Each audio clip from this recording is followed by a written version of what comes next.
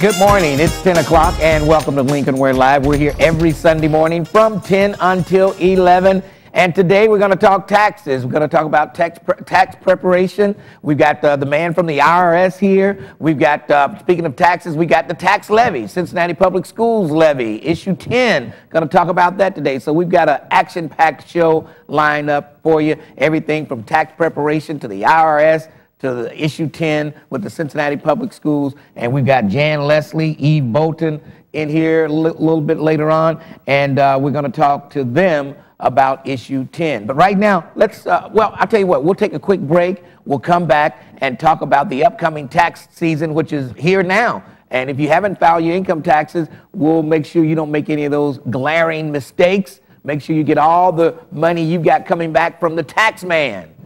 So we'll take a quick break and we'll come right back. Lincoln Ware Live is the program. We're here every Sunday morning from 10 until 11. And I don't hear my going out music, so I guess that means they'll just take me off whenever we do it. Okay, we'll come right back to Lincoln Ware Live right here on It's 38. Stick around. We'll come back and make sure you get that tax refund. Back in a moment.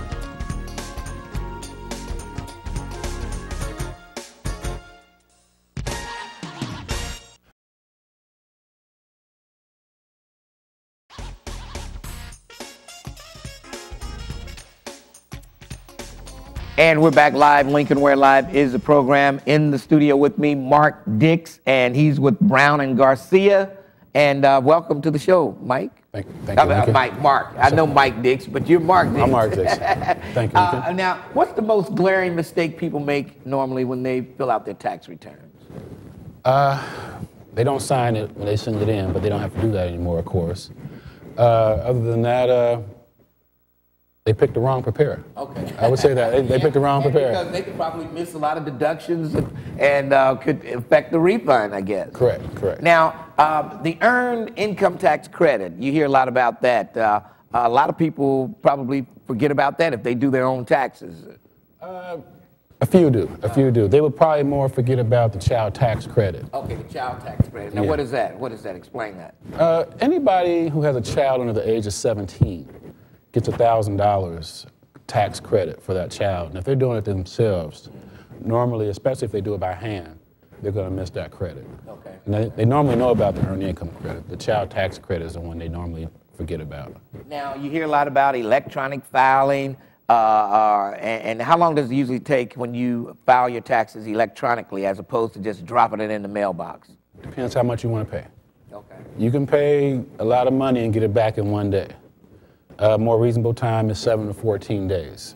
And that really doesn't cost a lot at all. You know, so take the bank out of it, 7 to 14 days electronically, that's a reasonable amount of time, direct deposit in your bank account. All right, 381-3838, 651-3838. If you've got questions on your taxes this morning, give us a call. Mark Dix will try to answer your questions. I'm sure he can, too. He's with Brown and Garcia. And now, where are you guys located? Our major office is in Forest Park. We have an office in Bond Hill and Reading Road. We also have an office on Ridge Avenue across from Value City. Okay. Well, let's go to the telephones, find out who's got questions on their taxes this morning. John, good morning. You're on Lincoln Ware Live. How are you? I'm doing well, John.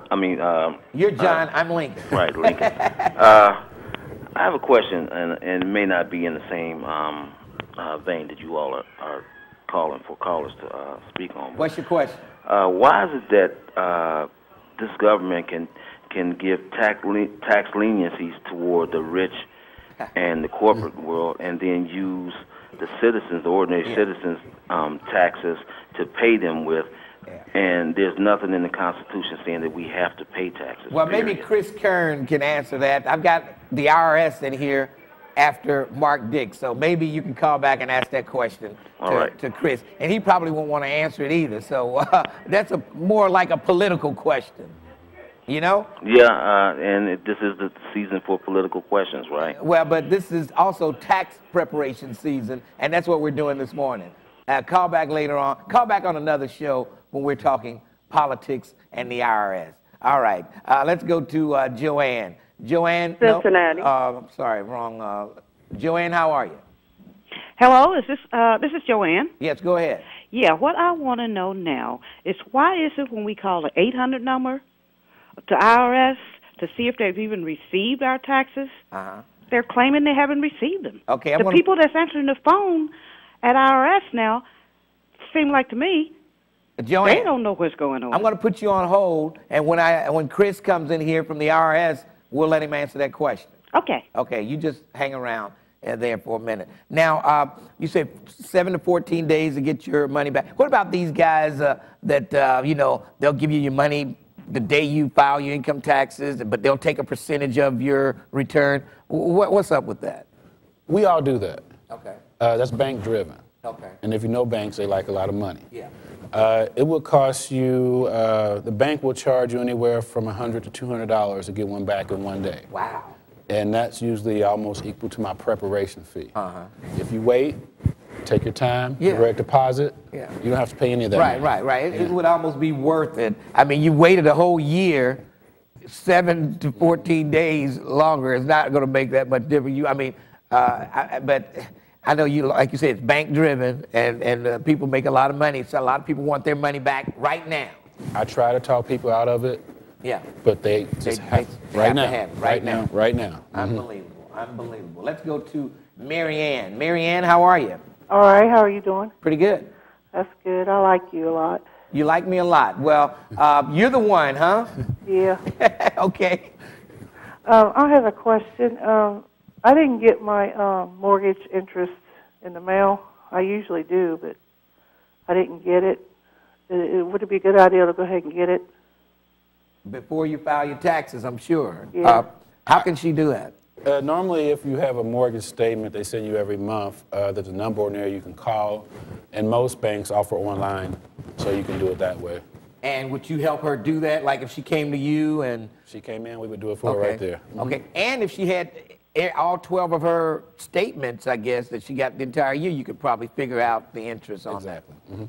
Okay? Thank you. All right, Mary Ann, thanks. And I like you too, Mary Ann. Thank you. Okay, and let's go from Mary Ann to Mary. How you doing, Mary? Oh, I'm doing well, and thanks for taking my call. Okay, do you have a question? Yes, I want to know, I don't usually have to file taxes because I don't make that much. I get a Social Security. But I have a money market bank account savings. And they send me a statement, so do I have to, what I do with that statement? If your income is, say, under maybe $12,000 for the year, you don't have to worry about that. Just file it away. If it's over $12,000, you might look into seeing that you might need to file. Oh, well, thanks. And you all look so handsome, both of you. Boy. I like those tires. All right, Mary. Thank you. Okay, and Mary is a trip. Tanya, good morning. You have a question? Good morning. Yes, I wanted to ask. I've been audited by the IRS for the last, I guess, 3-4 years. One was because my husband had an annuity that he borrowed from, and they didn't send us the statement, and we had to pay taxes on it. So we didn't claim it or something, and because he didn't pay the money back. So that's what happened. So now they audited us for that, so we had to pay that back. And now they audited me because of my grandchildren that we were claiming the last couple of years because they had been staying with us off and on. So it's like they want me to bring in send all these papers. But I don't have anything from the school because the mother did put them in school, and we don't have that on record, but they were with us. So what do we do? That's one of the biggest problems I have, and the problem is that there's so many people using other people's kids that the IRS wants proof that you actually cared for them. And what I try to tell people is you have to be diligent about your paperwork when you're claiming kids, grandkids, cousins, nieces, aunts, whoever you might claim. You need some type of paperwork that proves that those kids are staying with you. Now, the grandparent and the immediate relationship, I would suspect if you document that, send in the birth certificates, if you can show relationship lines, they may allow that. But that's going to take 3 or 4 letters. You might want to call the office, and you're going to have to send them at least 3 or 4 letters, get affidavit from the parent stating that they didn't claim them. that type of documentation. All right, now how does one get in touch with you if they want you to fill their taxes out? 851-5000. 851-5000. Do you have a website or anything like that? We have brown-garcia@fuse.net. That's just an email address, but the best way to contact us is 851-5000. And the number's up on the screen right now. Mark Dix, you did a great job. Thank you for stopping in with us this morning. Appreciate it. Have a good day. All right, that's Mark Dix. Call him at that number, and he can take care of you. Make sure you do that before April 15th. Let's take a break, and we'll come back. And speaking of the IRS, they're here. Oh, no. Let's talk to Chris Kerns. We'll take a break, and we'll come back and hear what Chris Kerns from the IRS has to talk about. This man can clear a room faster than anybody I've seen. Back in a moment.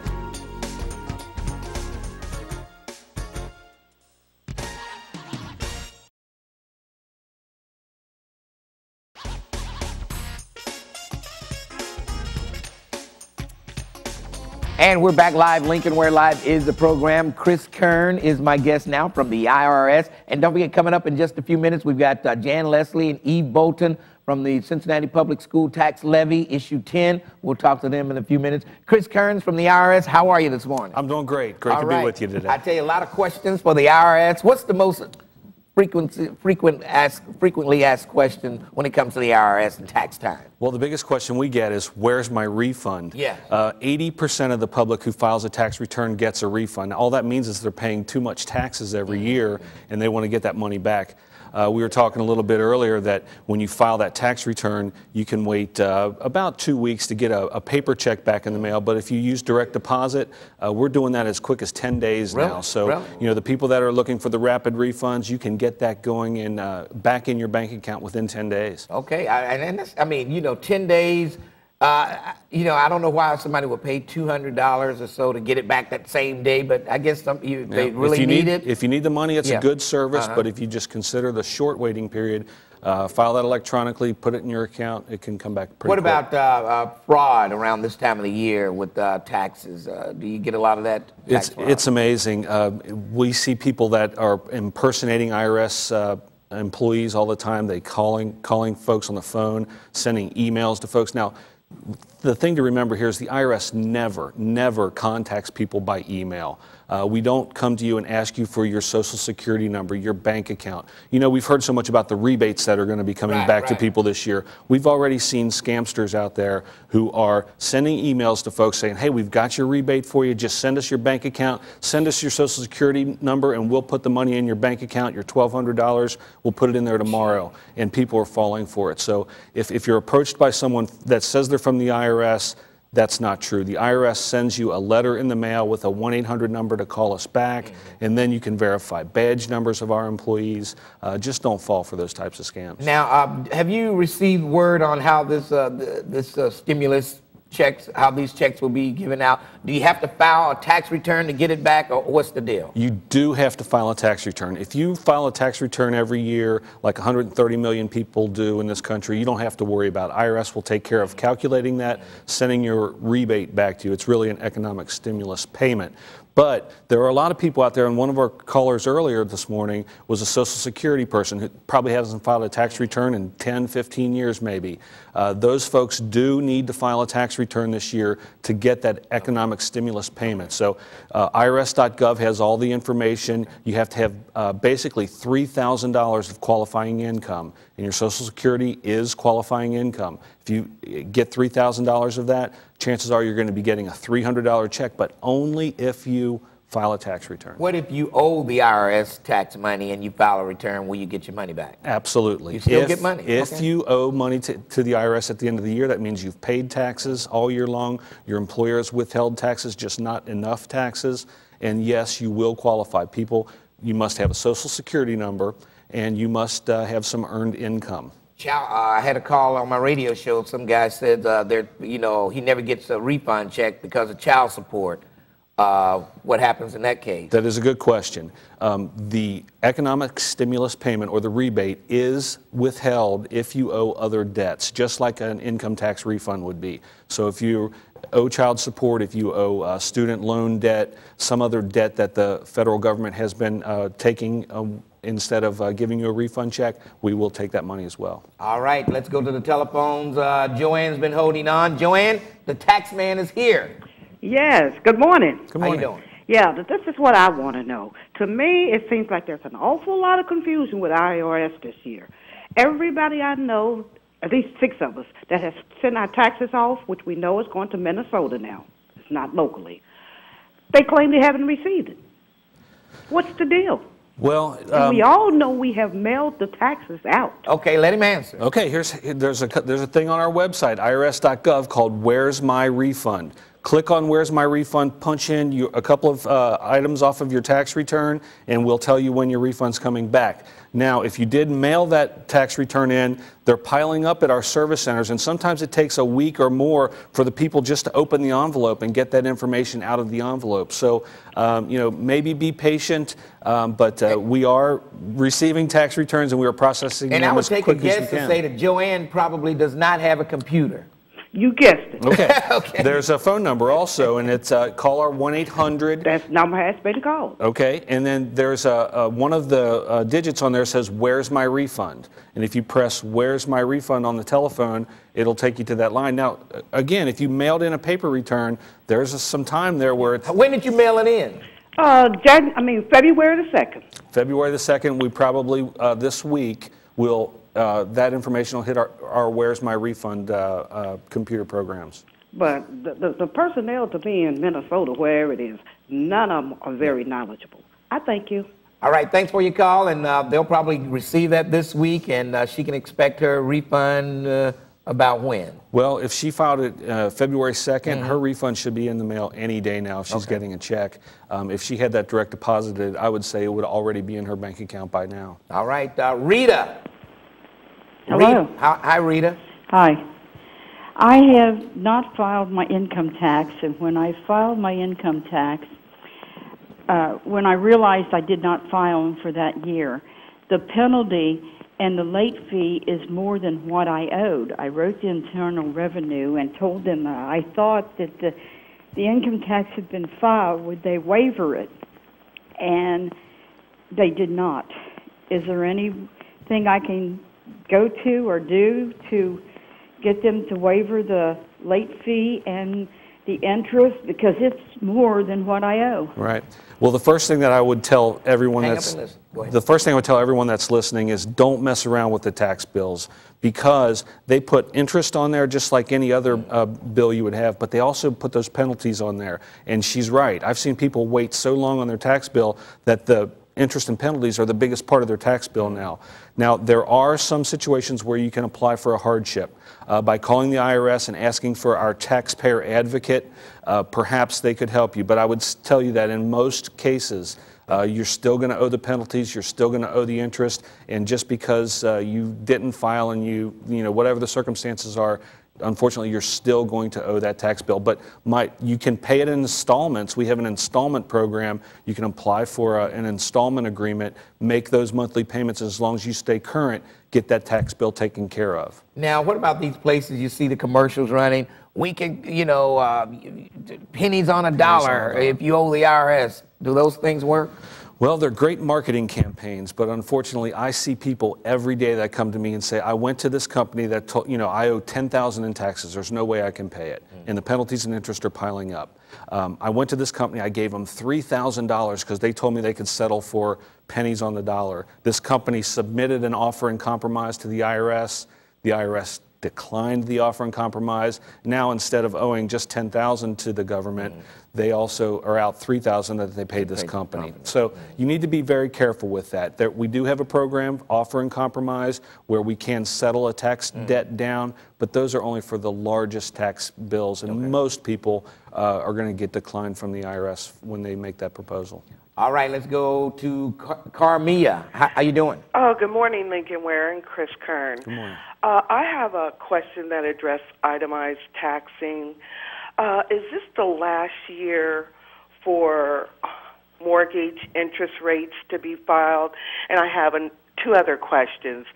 What is the cap cost that you can deduct from your home improvement? And also, has the rebate checks been started sending out? hang up and wait for your answer. Okay, thanks for your call. Well, the first question on the mortgage interest, no, that's a rumor that this person has heard. I think there are several industries, the real estate industry, the home builders industry, that would just be nuts if we didn't have that deduction. So no, that's not going anywhere. The second question on the rebates, those are not going to even be hitting until May. Now, you have to file a tax return, and you should get your tax return in the mail before April 15th so that you'll be at the front end of those mailings. But once we get that tax return, we calculate your we calculate your rebate, and we send that back to you. And I can't remember what the middle question was. Let's see. What was I can't remember either. Sorry. Anyway. We're sorry about that. Sam, how are you? Yes, Lincoln. How you doing? Morning. Every year since I've been audited, it's like I get audited every year now. What's the situation with getting audited by the IRS? Well, we know statistics tell us that less than 1% of people that file a tax return get audited. Now, let me tell you some areas where that percentage goes up hugely. People that make over $100,000 a year, we're focusing on high income tax returns. People that run small businesses, and those small businesses have incomes of $200,000 or more, we are looking at those. These are all areas where we know people operating on cash basis, and we're looking very closely into those. So if you fall into one of those groups, you may get audited. Now, a lot of times people, they call it an audit when all we're doing is sending them a notice and saying, it looks like you owe a little more taxes than you paid. Is that an audit or not? It doesn't feel like it, but I think that what people are talking about an audit when they come in and sit down with a tax person, pull out their shoebox and go through their records. Normally, they wouldn't call you in every year, would they? I would be surprised. Now, I do know that some folks that have been convicted of fraud in the area of taxes, those folks will go through audits for a number of years. Okay. All right. Hey, have you been convicted of any type of fraud or anything, Sam? He's gone. No, He's running. he didn't. No. All right. Well, look, how can people call the IRS and ask the same questions they're asking here today?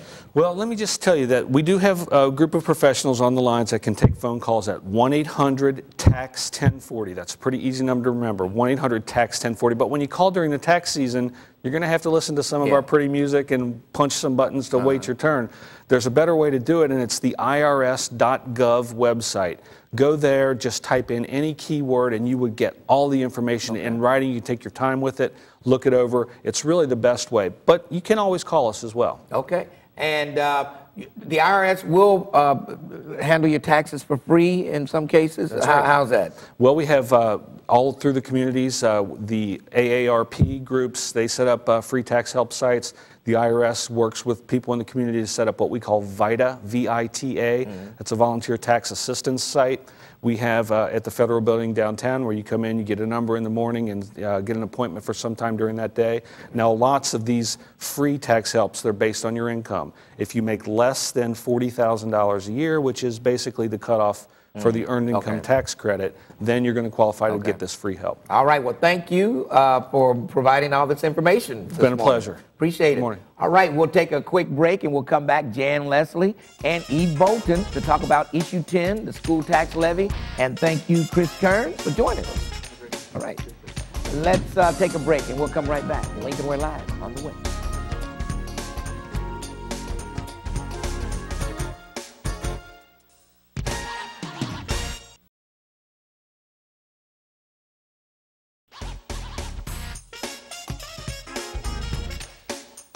We're back live. Lincoln Ware Live is the program, and March 4th, primary, and not only will the candidates be on the ballot, there will be issues on the ballot, and one of the issues, Issue 10, the Cincinnati Public School Tax Levy, and I'm hearing a lot of negative calls on it, but I think it's a no-brainer. I mean, as the schools go, so goes the neighborhoods and the community. So, Jan Leslie, Eve Bolton, welcome to the show. Thank you. Thank you. Issue 10, we got to have it. We have to have it. There you go. It's about our city. It's about our economy.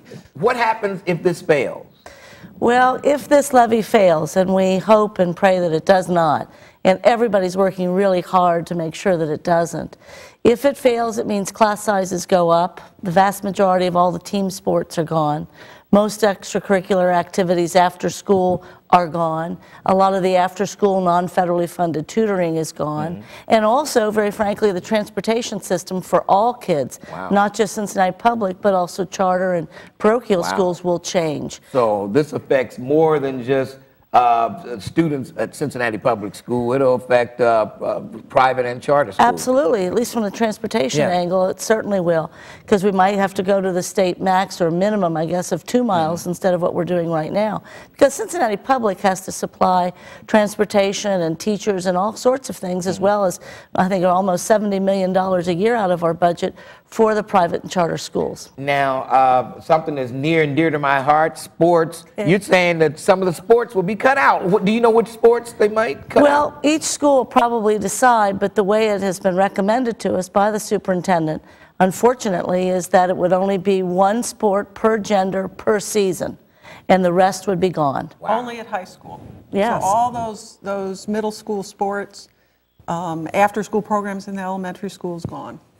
No feeder programs. And you know, athletics and other aspects, you have to have those feeder programs. You have to have it to compete, you know, with the other teams around the city. You have to have those feeder programs. Now, class size is a big issue. I mean, Cincinnati Public Schools showing progress as far as schools in other cities of this size around the state. I think we're outperforming those schools. Yeah, of the urban schools in Ohio, we are #1. From a standpoint of our high schools, I think you may have seen it on network news and what have you, we are very honored across the nation. And we've been working on reforming in our high school. The graduation rate is up to 80%, used to be down around 50%. The gap between African American and Caucasian kids has disappeared. There is no graduation gap in that way. But the reality now is that we have to use some of those reforms we've had in the high school. We want to turn those on to our elementary grades. And also, as I think I mentioned to you earlier, I know our Vice President Nelms is very focused on focusing on the middle grades as well. Now, a lot of people are tying this levy in with the new school buildings that are going up. This has nothing to do with the new schools. The district cannot spend the school building dollars, the bond issue dollars, for operations. By law, can't be done. Right. So that money is going strictly to build new schools. And those schools are up in neighborhoods. It's pretty exciting, you know, to visit one of those schools, to see the community learning centers, the neighborhood involved in those schools. Lots going on in those brand new buildings. And it's important that people realize that, because you hear them say they've got money to build new school buildings. Now they want me to spend more tax dollars. So that money comes from the state, and it's designated for those new buildings. It has nothing to do with this levy. One of the things, too, about the building system is that, you know, we're very grateful and thankful for that effort, because that means that our physical plant can be rebuilt from the beginning, from the start, from the ground up. It'll be able to help us and enable us to kind of go out and search for a new superintendent, because, as you know, Superintendent Blackwell is leaving in the summer. So it gives us that, plus something like $270 million of the monies that has been spent on this has really been spent right back in the community, as I understand it. So it is stronger schools, stronger economy. Let's go to the telephone. 651-3838 are the only lines that are available. So let's start right here with Jelly. Jelly, how are you? Hi, good morning. What's your question? Well, I have a comment. One, you're right. The levies need to go ahead and pass, because look at the kids.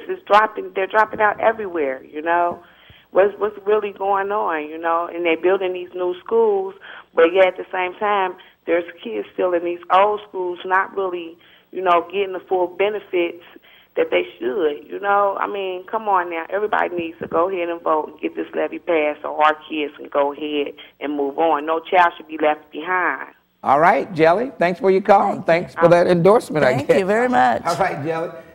Now, teachers, if this fails, you have to lay off some more teachers. Is that true? Yeah, well over 100 teachers would be laid off.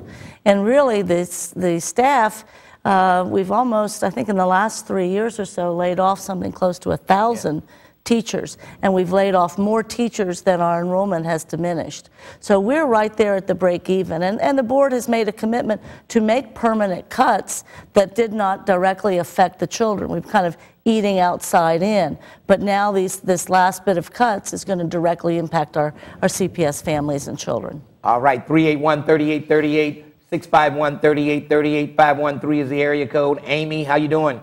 I'm fine. How you doing? Pretty good. I have a child that's been sick for 3 years, and she gets home instruction, and I'm wondering if that's going to be affected. Home instruction or? Yeah, she has a tutor that comes to the house. Oh, no, I wouldn't think so. No, she says she doesn't think so, but you never know. If it's federally funded or other sources, no. But if it is affected or funded by Cincinnati Public, there would be a chance. And I think those are federally funded, if I'm not mistaken. Required. Children who have special needs or special circumstances, you know, we need to take care of those kids. All right, let's go to Romy. Romy, how are you? Romy. Hello? Yes, how are you? Yes, I'm doing fine. How are you? Good. What's your question? Yeah, I live in the Cincinnati Public School District. I live in College Hill. And I'm just curious why I'm one of these people that own a $100,000 house that these taxes affect, and my mortgage constantly goes up because I'm not paying enough mortgage to get all these levies. And I want to know why there's not a fair tax base where if you live in an apartment, you still have to pay a certain tax towards the school levy. I have no problems with the school levy. I have a problem with my mortgage. Every time these school levies come around, my mortgage goes up. Well, you know, it's a property tax. It's right, a tax on your property. So a renter would, but the renter would feel it because the landlord may increase the rent. So they may end up helping pay for this after all. Right, I understand that, but the way it's system now, it's only for value of people with a $100,000 house.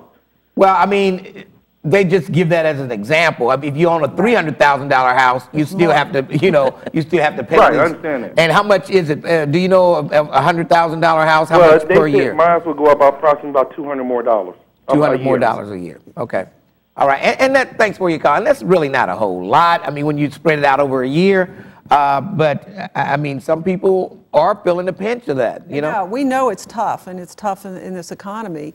But it has been 8 years since the district got an operating levy passed from the voters, and 8 years. Usually in Ohio, school districts are back on the ballot every 3 to 5 years. So CPS so 8 years is a long time. So they stretched it. They have stretched it. And even if this passes, you still have to make cuts. Oh, Yes, absolutely. There are many millions of dollars of cuts that have been announced and would have to also be expanded conceivably. But that last bit of cuts are the ones we just don't want to make because they directly impact kids. All right, let's go to Robert. Robert, good morning. Yes, I have a question. Yes. How much do they pay the superintendent yearly, like Mrs. Blackwell? What does she get paid for a year's work? What's her salary? I think she's around 200 plus. She's under 200. Is she under 200? The compensation package for our For 1 superintendent. year's work, she gets almost $200,000. Well, that's average. You go to any city of this size around the country. I don't care about the other cities. Well, but you have to pay her what other people are making around the country. You just can't say, this is Cincinnati, we're not going to pay you that much. I didn't say that. I just want to know what she made, because like in the other cities, as well as Cincinnati, they keep raising the prices of the big help, the superintendents, and they tell the people we're running out of money. I think it's ridiculous. It's just like the Reds.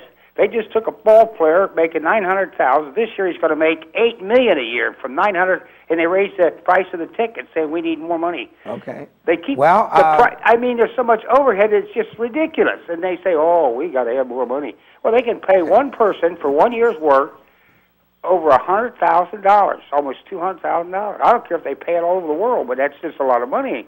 And I think there should be some overhead that they could cut down to help the schools rather than just going to the poor people and All saying we need more money. All right, Charles. Thanks for your call. I know he's got Robert up there, but I recognize his voice. That's Charles. And the reality is that the compensation package for Mrs. Blackwell after 35 years in the district and being our superintendent is significant, and really it is actually lower than she would be receiving virtually anyplace else. You've got to compete in the marketplace. Yeah, you have to. You understand that. You have to. And one of the other things is they have started to cut major aspects off of the overhead.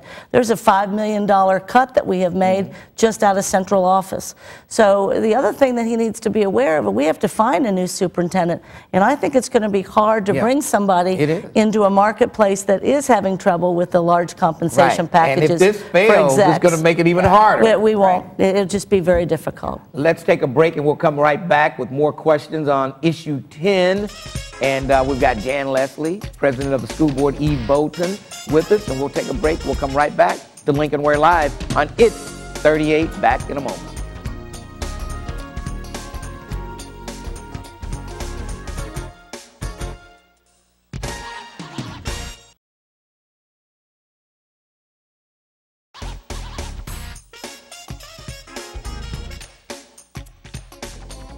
And we're back live. Lincoln Ware Live is the program. Jan Leslie, Eve Bolton with us this morning. We're talking issue 10, and we'll try to get to your calls. Every line is busy. We'll get to as many calls as we can. So let's start off with Ruth. Ruth, go ahead. Good morning. How are you? Good morning. First of all, let me say that Hello? Hello. First of all, I'm saying that I definitely feel that the levy has to pass. Class sizes are ridiculous. They're already at 35 plus, but what people don't know is that the individual school does have something to say about what they cut and what they do not cut. And parents need to get involved, because if they don't get involved, they won't know what their children are doing. What can we do to get more parents involved? That's my question. Okay, thanks for your call. Well, one of the things that Cincinnati Public has worked hard on the last few years, and actually is going to work even harder on it in the near future, is being much more family-friendly, much more customer service-oriented, because I think that's one of the things that was attractive regarding charter schools. People felt a little bit more welcome there. They were smaller. There was more values education. Those are the kinds of things we've learned in the marketplace. So, but Ruth is absolutely right. The parents must be involved to help the schools make the decisions that they need. Okay. Let's go to Rahi. Rahi, how are you? I'm very well, Elder. Greetings, greetings. Shalom, shalom. How are you doing today? I'm doing great. Very well, very well. Yeah, I would like to ask the question, if the tax levy is passed, will it be like all of the other taxation that occur, where by the time it trickles down to the black community and the black schools, it's really non-elect? Okay, trickle down. Black, there aren't any schools that are considered black schools in the Cincinnati Public School District. But do you understand what he's trying to say? I think one of the issues that people feel strongly about is that some people believe there's a two-tier system because of the magnets and then neighborhood schools. You know, I'm old enough to remember when all there really was neighborhood schools. Our focus really is going to be on neighborhood schools, especially the reading levels in our elementary grades. So there's a tremendous emphasis by the board, the new board, and also we've gotten kind of a directive by Dr. Florence Newell as well, who is now retired from the board, make equity a primary goal, and that's what we're going to do. When I was growing up, I took the Walnut Hills test, and I got in, but my parents said, oh no, you live 5 blocks away from a beautiful new Aiken High School, thank you, and you will be going to your neighborhood school. And I'll tell you, everything I need to know about America, I learned from those 6 or 7 different neighborhoods at Aiken. So we are going to make a big commitment to our neighborhood schools. Let's see, you're Aiken, Walnut Hills, and Woodward. All right. We're pretty well represented here with the Cincinnati Public Schools this morning. Jackie, good morning. How are you? Jackie. Yes. How you doing? Pretty good. How you doing? Okay, my question is like the other guy. What's happening with all the Cincinnati Public Schools closing, with the academies, the magnets, and the charter? Like Beverly down here sitting, Bloom sitting, now Taft has moved they stupid somewhere. Will there be Cincinnati Public Schools for the... Well, I mean, they're moving for progress. I guess when they're moved, they're going to build a new school in that location, just like Taft and other schools like that. So when they move, it's for progress. Yeah, South Avondale, I believe, is getting close to moving in to their brand new building. Okay. And it is exciting in these new buildings, working communities are involved, community learning centers. Everybody owns these schools, parents involved. So the new school, they'll all be finished by 2012, I believe. So you'll see every child in a brand new or renovated seat in Cincinnati Public Schools. All right, let's go to Lynn. Lynn. Yes. Yes, real quick. Yes, I just feel that if we don't invest in the money into our students, then we're not going to have a future. They're our future. That's why we have all this violence and going on and minors killing people and whatnot. I just feel like the voters need to go out and invest in our children. All right, thanks for your call, Lynn. Yeah, this is like a must-win game, this levy.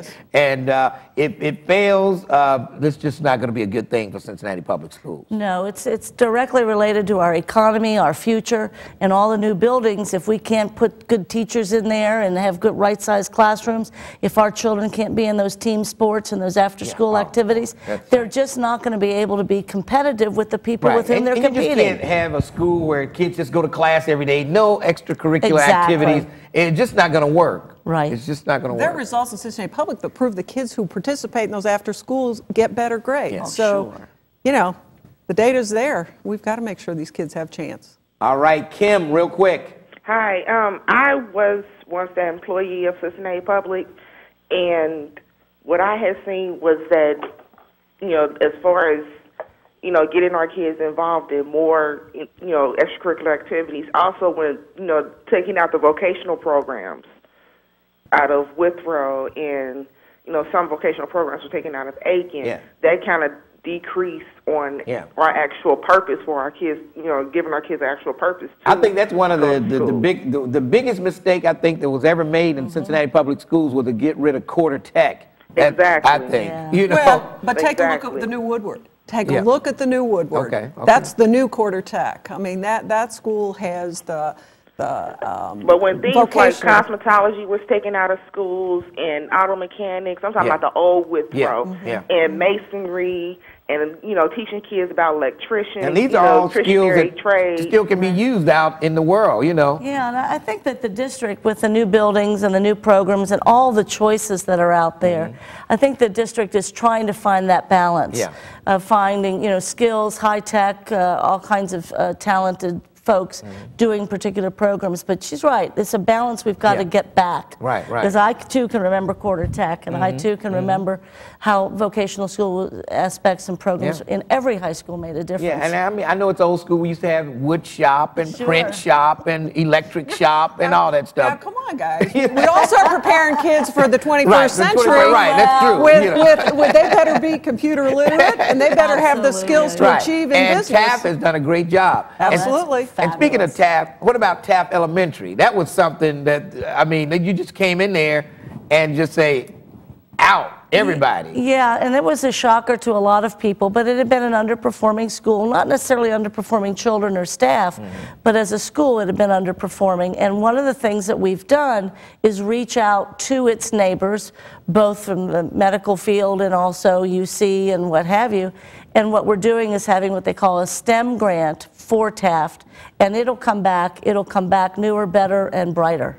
All right, is there a website people can log on to for Absolutely, www.4ourschools.org. Now, do you need people to work the polls for you? Absolutely. On March 4th? How do we they do that? We are making calls every night on the weekends. We need people to work the polls, to walk and talk in neighborhoods. So go to the website and volunteer, or call 541-6240, and we'd love to have you. It's going to be a large turnout on March 4th, I think that works in the levy's favor. Absolutely. As we said, if we can't pass it now, it would be a very, very sad day, because the very audience that usually is supportive of public education will be at the Democratic primary most particularly, for obvious reasons. I've got time for maybe one more quick call. Jen, you're that call if it's quick. Yes, I think it's a shame that they are using Cincinnati Public Schools and the children to put on another levy. Over the years, you have given money to the schools.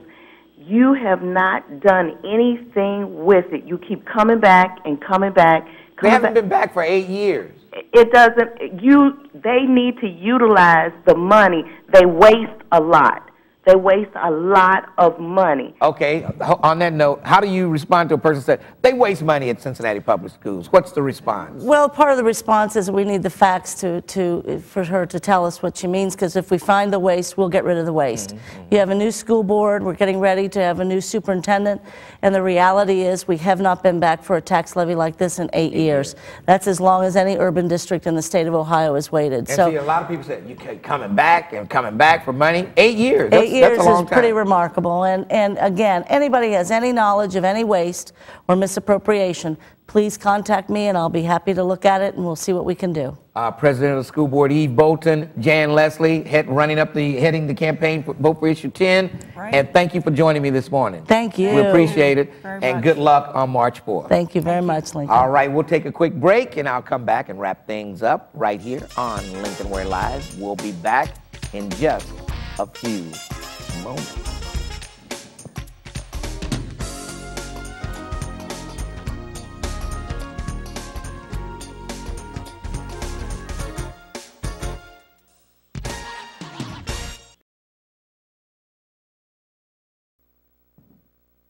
And we are back live. Lincoln Ware Live is the program. Coming up today at noon, right here on It's 38, Drive, starring Kadeem Hardison and Brittany Murphy. That's at noon today on It's 38.